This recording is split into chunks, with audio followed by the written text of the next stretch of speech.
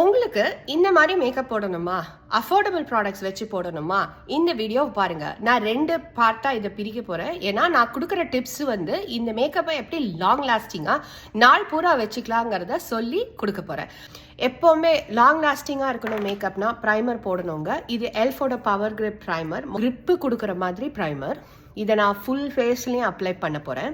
Makeup வந்து உங்கள் ஸ்கின்லேருந்து slide ஆகாமல் இருக்கணும், ஹோல் டே இருக்கணும்னா இந்த மாதிரி கிரிப்பிங் ப்ரைமர்ஸ் யூஸ் பண்ணுங்க. இப்போ நான் தொட்டு பார்த்தேன்னா என்னோட ஸ்கின்ல வந்து ஒரு பிச்சுக்கு தன்மை இருக்கும். இது என்னோட ஸ்கின் வந்து காம்பினேஷன் ஸ்கின் தான். இந்த மாதிரி ஒரு க்ளோய் ப்ராடக்ட், இது லாரியாலோட க்ளோஷன் பாருங்க. ஆனால் ஸ்ட்ராட்டஜிக்காக இந்த ஸ்பாட்ஸில் மட்டும் பிளேஸ் பண்ணுறேன். அது வந்து என்னன்னா அந்தந்த ஸ்பாட்ஸில் மட்டும் கொஞ்சம் க்ளோ கொடுக்குமே தவிர இதை நான் ஹோல் ஃபேஸில் அப்ளை பண்ணேன்னா எனக்கு கண்டிப்பாக வந்து இப்போ ஒரு மாதிரி ரொம்ப எண்ணெய் வழிஞ்ச மாதிரி இருக்கும். மேக்கப் போடுறதுக்கு முன்னாடியே காஜல் அப்ளை பண்ணிக்கோங்க. ஏன்னா நான் எப்போவுமே காஜல் அப்ளை பண்ணுறச்சே எனக்கு என்ன ஆகும்னா இந்த மாதிரி நான் கையை வச்சு ஒரு மாதிரி அடியில் கண்ணை வந்து இது பண்ணணும். இது வந்து டைட் லைனுன்னு பேர். அங்கேயும் அப்ளை பண்ணுங்க. உங்கள் லேஷஸை நல்லா திக்காக காமிக்கிறதுக்கு ஒரு எஃபெக்ட் கொடுக்கும். கண்ணுக்கு அடியில் எனக்கு நிறைய டார்க் சர்க்கிள்ஸ் இருக்குது.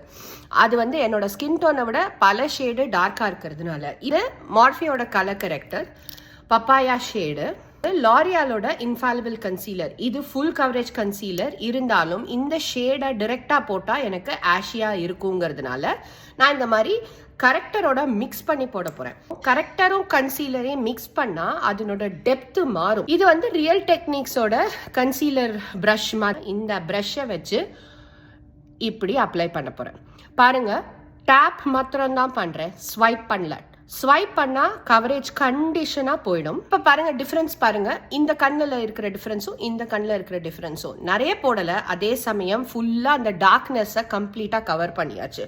நம்ம எல்லாருக்கும் டார்க்னஸ் இங்கே மாத்திரம் இருக்காது, இங்கேயும் சேர்ந்து இருக்கும். அங்கேயும் நீங்கள் இதே மிக்சரை அப்ளை பண்ணலாம். ஃபவுண்டேஷனுக்கு பதிலாக நான் ஸ்கின் டிண்ட் எடுத்திருக்கேன்.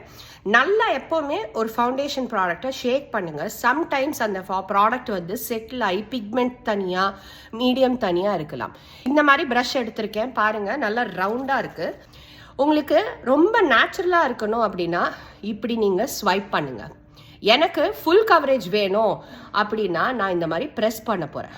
பாருங்கள், ப்ரெஸ் பண்ணால் அந்த பிக்மெண்ட்டை எங்கேயும் எடுத்துகிட்டு போகாமல் அழகாக நம்ம பரத்தி விடலாம்.